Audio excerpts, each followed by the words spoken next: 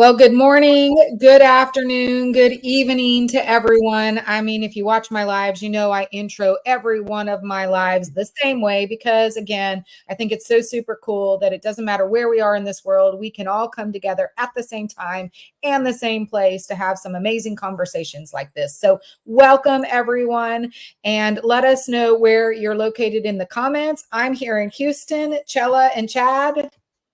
Coming to Orange County, California. Coming to you live from Dallas, Fort Worth, Texas. Yeah, so Chad and I aren't really that far from one another, just a hop, skip, and a jump. Yes, ma'am. And same time zone, right? Oh, yeah. Oh, absolutely. Absolutely. Yeah, which unfortunately Chella is not. She's like 2 hours behind us all the time. So we're always ahead of her. Yeah, we get to be caffeinated. We get to be caffeinated while she's still waking up. Good point. You know, that's an interesting point because that for when we're having these calls, I usually like to get a head start. So I give myself an hour to do the things that I need to do because I want to come up like I'm awake, right? I don't want to come in and like, oh, she just got out of bed. But no, I've been up for at least 3 hours now. So we're good to go. 3 hours since 5 o'clock in the morning? Yes. Wow, that's awesome. Good for you. Yeah. That's early. I don't know if you're like me. My clock goes off at 5:45, whether the alarm's there or not. I wake up. My internal clock. Oh, no, I'm one of those people who has to hit snooze a million times before I actually get up. And my alarm goes off at 5:15. I'm lucky if I get up at 5:15, 5:30. It's usually 5:45. Yeah, nice. You know, that's an interesting point. If we did not plan this, we did not plan about coming in and talking about our morning routines today. We do have some good stuff we want to share with you all. However, it's different people operate differently, right? You know, I know people that are part of the 5 a.m. club. I don't know. I can get up and I am up. I don't know that I want to be able to. I do not want to make a commitment to be up every morning at 5 a.m. though. Right? It's just doesn't appeal to me. Yeah, I have to be up early because I've got kids that I have to get to school. And so I do have to be up, but I'd love to be up earlier so that I could get my butt out and running or starting my daily devotional a bit earlier. But unfortunately. Yeah, I'm the same way. You know, both my daughters are grown now, but the fact is, I think that cadence for all those years when they were growing up stayed with me. You got to get up early, but you know, I'm the same way as you, Denise. I got to get up. I got to get my workout in. I got to get my coffee and a light breakfast and get my head together and all that good stuff. Yeah, let me qualify that. I don't actually get up and do any workout just yet. I used to, and I have not here lately in a while. So lately in a while, well, you get what I mean. I haven't, and I need to. So I would love to. Nice. All right, but enough about that. I think this is the fun part, right? I think sometimes we need to know what people do on the day to day. Right? We can sit here and we can talk about what we do for our business, but you know, this is how we start our day is part of our business. Absolutely. Yeah, well, maybe that's a great conversation. I mean, we have a topic that we wanted to talk about, but maybe we talk about this for just a bit longer. If we talk about great routines in the morning that actually enable us to have phenomenal days. Chella, maybe share with us what you do to kick off your day as an entrepreneur. You know, and that's for me, getting a workout in sets my day because I'm a checklist. You know, I'm not embarrassed, ashamed to say I am. But when I can check did my workout for the day, which I actually keep track on a calendar, I already achieved something. I feel like, okay, you know what? One thing done off the list. And to me, that sets the tone. And I can feel the difference when I don't do the workouts. You know, there's times where I'm at a call at 6 a.m. Well, you know, I'm not getting up at 4 to do the workout. I won't do that. But I can feel the difference when that happens. You know, if I have a meeting at 6 a.m. and I feel the difference in my day. I just don't. I can still sometimes go back and do my workout. Not always, though. But to me, just getting that workout and checking it off my list makes my day. Sets my tone for me. Chad, what about you? Yeah, no, I kind of agree with Chella, but I take it one step further. It's kind of like some days you wake up and you're just like, oh, do I really want to work out today? And you're like, yeah, you need to go do it, whether you want to or not. And you need to choose to have that let's go get them energy and attitude and get positive for the day and embrace the new opportunity and be grateful that you woke up to see it. And that's really what gets it for me. And then so when I work out, I got my AirPods in and I'm listening to music and I'm pumping that energy and getting things going and building that positive energy for the day. So yeah, it sets my whole trend. That's awesome. I think for me, I'm struggling a bit, which might be why I feel like I've been in this funk for a short period of time here, because I normally get up and start my day with my daily devotional, but I've been having to prolong that a bit because I've been getting up earlier and because I've gotten this strategy together with LinkedIn. And so if I don't start my LinkedIn, then I'm further behind too. So I don't know. I got to figure this out a bit better. But I used to start my day up until the last 2 weeks or so. Every single morning I'd get up and start my devotional first before my daughter started to come down at 6:15. Because when she gets down about 6:15, 6:20, we got to be out the door so I can get her to school. And then that takes up 40 minutes of my morning already. It's insane. See, this is why I do need to get up earlier. You know what's really interesting though is we all have different ways of doing it, but we all kind of relate back to one thing. It's getting our spirit up, it's getting our energy up, and that's really what it's all about for me. Get that energy going, get that spirit going. Well, because 90% of sales is mind space. And let's be honest, it's not even 90% of within just the sales. It is in anything we do. 90% of every single moment in our day is mind space. Absolutely. Mm-hmm. Absolutely. Mm. Well, so now that we have talked about what we do to kick ourselves off every day, if you guys out there listening want to share with us as well, put it in the comments. Let's hear some great tips as to how maybe you start your day as well as a entrepreneur, as a small business owner, or even in the corporate world. Share with us and let us know, and we can talk about that as well. But otherwise, we do have some great sales topics that we wanted to talk about today. So Chad, you maybe want to kick us off on that? Yeah, the one thing that I've noticed that, in talking with entrepreneurs and even people in corporate sales, especially in B2B right now, one of the things that people are finding is they're having a real problem connecting, finding their target audience and really engaging with them. And there's two things that I really teach and that I really talk about a lot that can help that engagement on LinkedIn, especially immensely. And one of them is just simply go ahead and like and comment people that are posting on LinkedIn. Now, when I say that, I don't mean just willy-nilly anybody, but people that are in your target audience, people that you want to that you'd like to have a conversation with. If they're posting on LinkedIn, like their content. And if you have a relevant question or comment to add to their post, don't do it just because you want to be seen. Put something relevant on their comment. Here's the interesting fact about it. Just simply liking someone's post increases the chances of them seeing your next post by 30%. When you comment on their post, you actually increase the odds of them seeing your next post by about 75%. It's incredible what just those little things will do for getting you attention when all you did was make a like or a comment.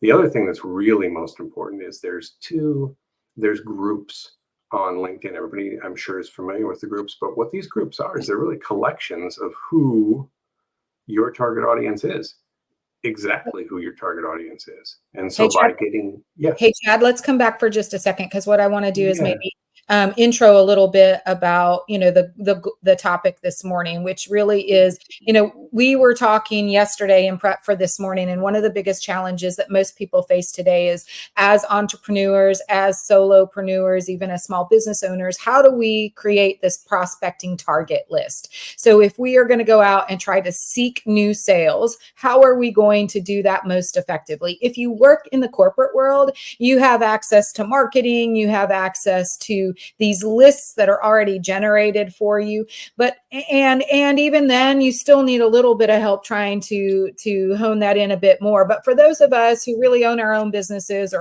or work in a very small business, the strategy or the stress and the challenge that we have the most is finding people who we can target. So creating a good targeting list. So when one of the things that Chad was just talking about was, if you're going to comment, and let's talk about specifically around LinkedIn, because look, that's where we're at right now, right? We're all here on LinkedIn. We're watching this live here on LinkedIn.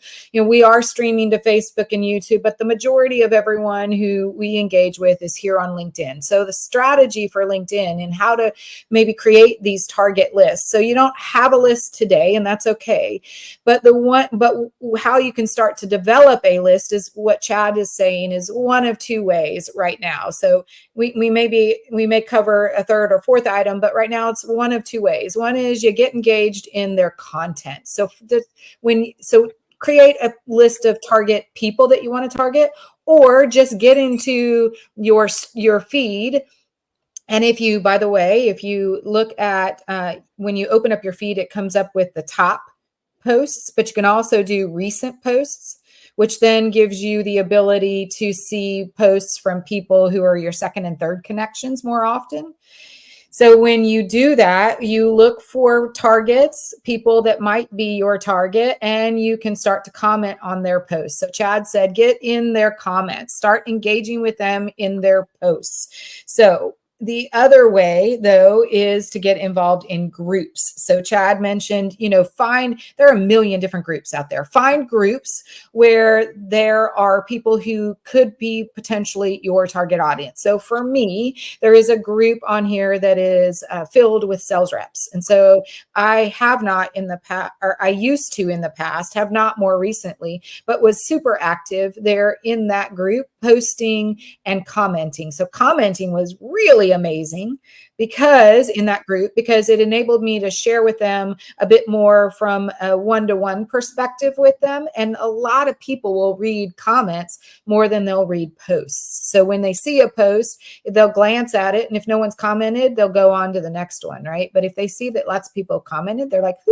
maybe, because this is psychological, maybe I might actually need to participate in the conversation. So then they open up the comments, and that's where it's golden, right? So anyway, so Chad, I didn't want to steal your thunder, but for those who had just joined us, I kind of wanted to grab us back in and share a little bit about what we were trying to accomplish. And so, we talked about one, if you're going to create a list, or even if you don't have a list, commenting and engaging in someone's post is important. So someone you would want to target, and the other are groups. So Chad, you can continue to take it from here. Sorry about that. I just wanted to kind of bring us all back in. I'm pretty sure you covered most of it, but I have a couple tricks left. But yeah, getting into the groups is really important, because that is where you can target your specific audience in scale.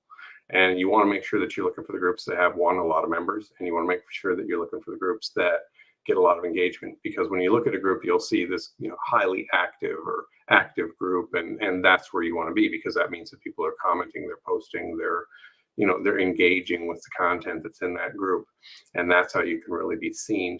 Another tip that I like to give to people is, whenever you comment or like on someone's post, copy the link. The three dots up there, you can hit the three dots at the top of the post, you can copy the link, save that. Because what will happen is, when you eventually, what you're going to do, send them a connection request, send them a DM, you're going to get them into your orbit. You're going to have that link to remember how you first met them. And if they comment on your material in return, then keep that link, so that in the future you can remind them, hey, this is why you engaged with me. And that way you've got that extra sort of little refresher in the memory going, oh yeah, now I remember why it was that I actually engaged with them. And that brings that familiarity and that trust, and that gets them to dig more into the content that you have out there and really get your message and feel your vibe. That's how the social media attraction on LinkedIn happens. It's your content, it's your message. And that's really the best way to find that list and build that list rather quickly. It's amazing. You don't have to be like on Instagram, you have to have 1 million followers to get anywhere. You don't have to be that way on LinkedIn.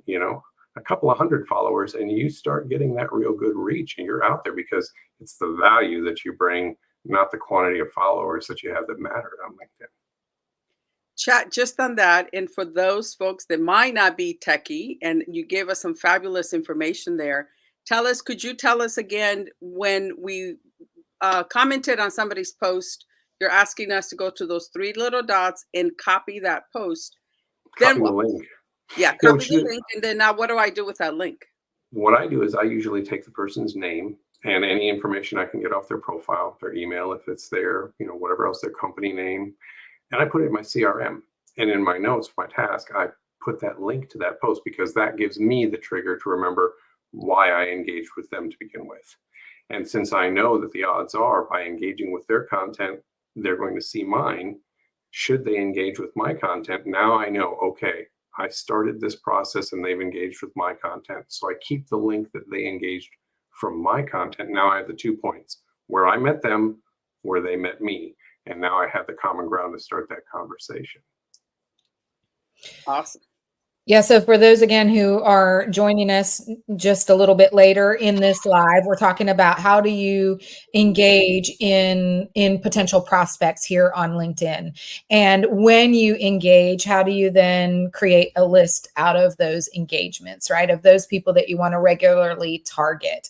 Because I think one of the most challenging things that we have as small business owners and entrepreneurs is creating that list, and then two, what do we do with that list, right? Mm-hmm. By the time we start to create that list, we've already been doing something, which is the opposite of what we normally do in corporate sales. In corporate sales, you already have a list of targets. You've created them either through scoping out Zoom info or various other solutions like that.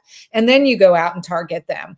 On LinkedIn, as a business owner, a small business owner, or an entrepreneur, you're probably going to be looking first and engaging with their content and then creating that list, right?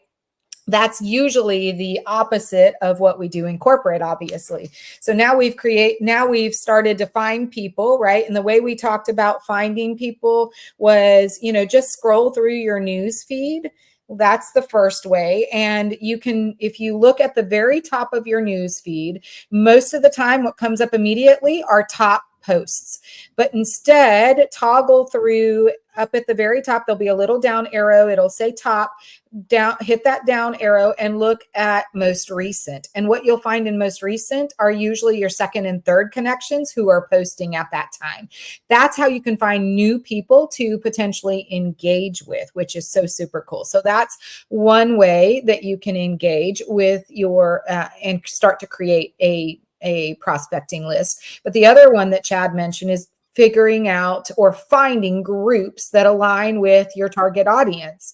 And I actually have done it two ways, although I'll be honest, for those who are listening, when I first started on LinkedIn, I did a lot of groups, and then I kind of just fell off the bandwagon there. And it wasn't until our conversation this week between Chella and Chad and I, as we were preparing for this live, that reminded me that that's kind of where I need to go back, is to get more engaged in those groups. Because when I did, I had tons of people that I would engage with from those posts and those comments in those groups. And so I would choose groups that either one interested me so I could learn more and potentially add value, or they were ones where I could find potential clients and I would then participate in the conversation so that I could gain visibility and credibility with the members of the group. So it is going through your news feed, commenting with those in your community or network, or even second and third connections, as well as then going to groups. So you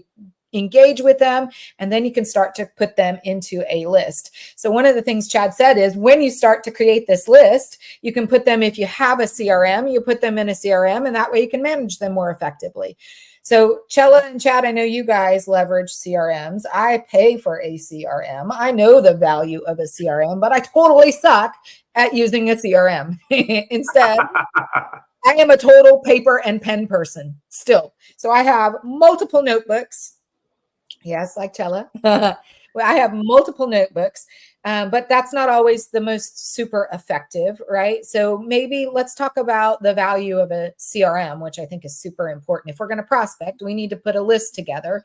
If we're going to have a list, we need to house it somewhere. So maybe we talk about, sell me on the value of actually leveraging my CRM. So let me get this straight. The sales expert wants us to sell. You want us to sell. This is going to be good. But I wanted to go back. I love this. Love this. I wanted to go back to last night because we had a call this week. And this week after our call, we practice what we preach. We practice what we come in and talk to you about. So I started to look at some groups that I can be part of. I'm already part of some, but I'm not as active as I'm going to be. Right? I'm going to go back and be more active. So that was a huge value. But then I also thought, okay, what other groups could I be part of? And I had a similar approach, Denise, is some of these groups like, oh, that looks interesting. That's something I want to, right? Because that's going to get me interested in, oh, what can I learn? So it's not always about, yes, we're here to make, have more enrollments into our programs, sell our products, whatever. But also, what about being curious, right? So I did. I requested to sign up for several groups this week because I want to be more active. I want to be able to go in. And to me, that sounds like a fun activity. But I am definitely not the best person to sell you on the CRM because I'm just starting to use mine. I have two one strictly for LinkedIn. And so I've been creating this list and it's looking really good. I just haven't taken the next step after, and I'm making great notes. I'm a really good note taker. So on this, we'll call it a CRM. I have the date of when I met the person. I have how I met the person. So I'm really, right. I also have what they reached out to me. So I'm keeping really, really good notes.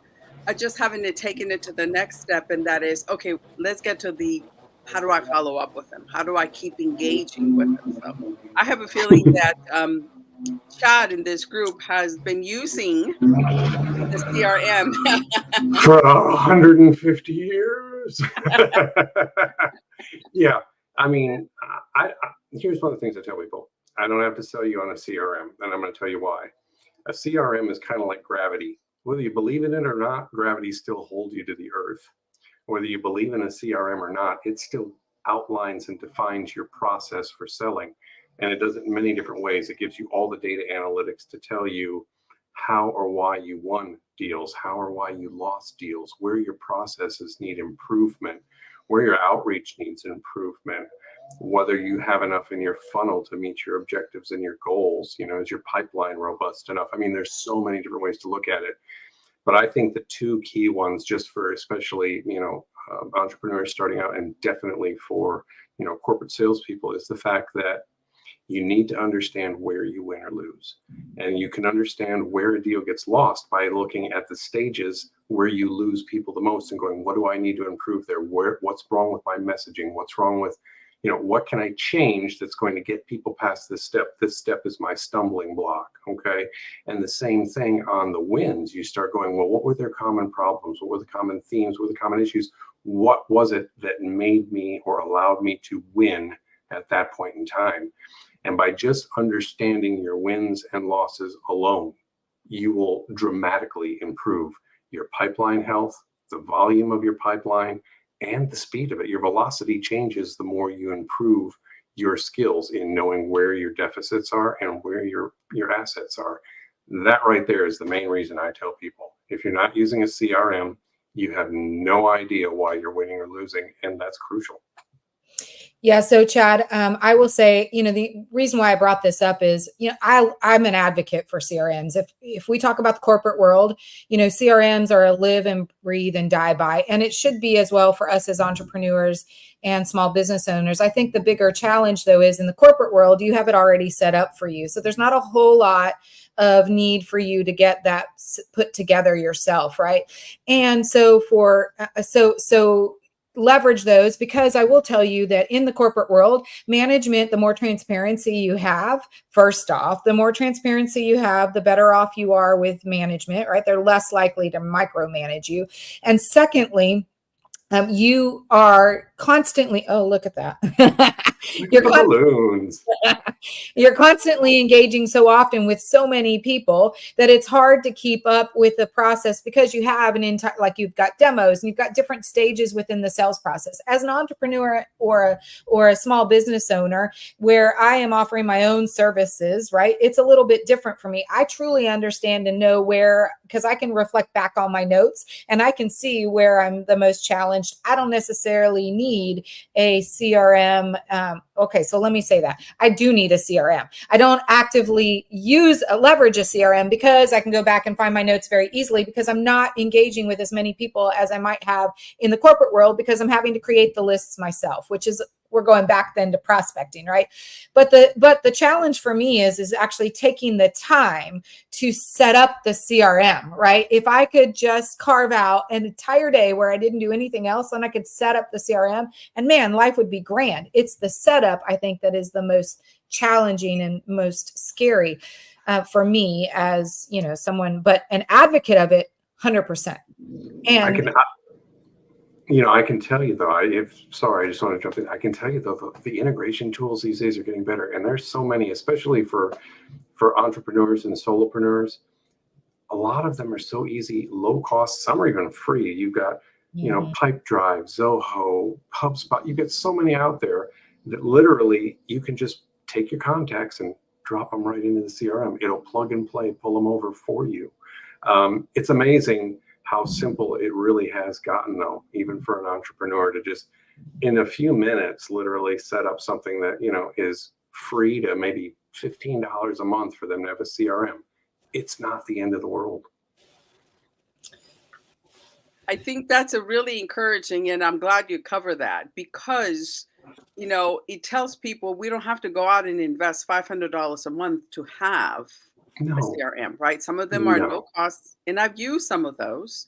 For me, it's like, and speaking from a non-techie person, although I'm getting better, it seems to be too many, right? And for me, and I know this is when they watch the videos and they tell you the directions. Okay, but when you go to download this and upload that and stuff, okay, the picture doesn't look the same as what they're telling me on the video, and that makes me crazy. And that's when I give up, right? Yeah, because I can't match it up. So, anyways, that's just a personal moment here. So I will be with customer service today because I'm going through this as we speak.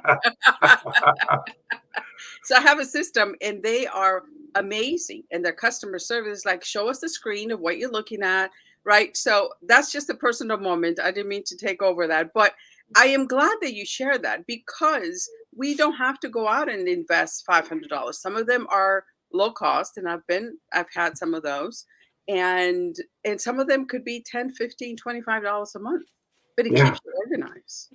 It really does. And really the differences out there, you mentioned there's so many of them. There is. But the differences out there may be because one is more marketing focused. One is more focused on something else. They may just have a little bit of different nuancing as to what their capabilities are. And you need to find the one that's right for you. If you're in a growth mode, then you may need that marketing and email automation and all those things. And that may be important right now for you. And a year from now, you may need a different CRM because you need a different function or purpose to be focused on. But again, the options are out there, and there's so many of them that are great. I mean, I would say most of them out there are 9 out of 10 in functionality anymore. And to what you were saying, as far as, you go to set things up, it's like, wait a minute, it doesn't look like the video. Because they recorded that video 2 years ago and they've updated it 3 times since then and haven't gone back and made you a new video. I will tell you, I tell anybody who's an entrepreneur or solopreneur, YouTube is your best friend, because if it's not the organization that actually designed the product, it's the users of the product out there putting videos and going, hey, here's how you do it today. You look at those ones that are newest, a month ago, 2 months ago, a few weeks ago, and you're going to find what you need. I mean, and that's the other thing that the CRM does is it helps us solve the problems that we are forced to solve as entrepreneurs. Being an entrepreneur means you don't have a choice to be but a problem solver. It's not like in the corporate world where I can call IT or I can call marketing or call that. You're it. Look in the mirror and go, marketing, we need to do this today. And so YouTube is your best friend. Like I said, users will put out much better content than the organizations themselves that create the products will. Yeah, so we segued into a CRM because the topic originally was how do we create these prospecting lists? And if you're going to create a list, we've got to house them somewhere, and the CRM is key. So I'm sure that if you are an entrepreneur or a small business owner and you are looking for a CRM, reach out to one of us. We do have good access to good CRMs. I've also been playing around with some AI, some more newer on the market. So you most certainly can ask. We can share those with you. Chad's got a great system, obviously, already in place for a small business owner or entrepreneur who's looking at how to actually adopt a new CRM. But just as a reminder or as a summary, because I want to be cognitive of everyone's time, we're at the bottom of the hour. But as a reminder of, when we're talking about prospecting today in this new world, in this new modern selling world, if you're leveraging LinkedIn, as we all are, since you're here listening through LinkedIn, the way to do that is really two really key ways. And I'm sure there are others, but we only spent time on two, which was one, make sure you're engaging with content. So look at who your potential prospect might be in your news feeds. You can do that in two different ways. Go to the most recent and then as well your top, and look through and find people, start commenting on and engaging on their posts. And the other one is to start engaging and being involved in groups. So search out groups that are specific to those that you might actually find your ideal client in. So we want to thank everyone for having been here with us. If you want to further this conversation, we are doing this exact same, we'll have the same topic potentially, depending on how many people show up to talk about prospecting. We'll talk about that more in detail in our audio event. Or if you're interested in something else, just show up to our audio event where everyone can come on stage and we can just have a good conversation, talk about your challenges and some practical tips as to how you might be able to improve your sales strategy in 2024. So we thank everyone for having been here. Chella, any parting words? I say go out. Leave us your comments. Talk to us. What's your favorite CRM? What's your morning routine? We'd love to hear from you because if you share, it may inspire somebody else. So share with us. Thank you. Thank you, Margot. And absolutely, anybody put your questions in the comments or DM us your questions if you're wondering, how do I reach my client, my target audience, and what's the best way to do that? We look forward to answering those questions for you, and have a great week. Yep. Have a great week. And we will see you next Thursday, 10 a.m. on the audio event. We do these every week and we alternate weeks as it relates to lives and audio. So we look forward to seeing you in our audio event next Thursday at 10 a.m. Central, 8 a.m. Pacific time. And thank you, Margot, for joining us out there in the audience. I know there were others. So if you have a chance, put in the comments that whether your team replay or you were team live, and then let us know your thoughts or comments based on the show. We thank everyone. See you here next week. Talk to you soon. Bye. Bye everyone.